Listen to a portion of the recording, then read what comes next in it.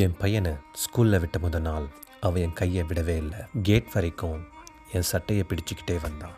ஸ்கூலுக்கு போக மாட்டேன்னு மறுத்தான். அவன் கண்ணில் கண்ணீர் வந்துச்சு. வேணாம் டேடி, வீட்டுக்கு போகலான்னு சொன்னான்.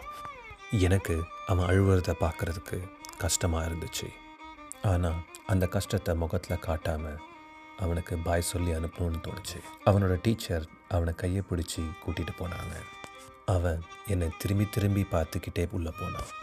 நான் சிரித்தபடியே அவனுக்கு பாய் சொல்லி அனுப்பினேன். ஆனால் என் கண்ணில் இருந்த கண்ணீரை கட்டுப்படுத்த முடியல.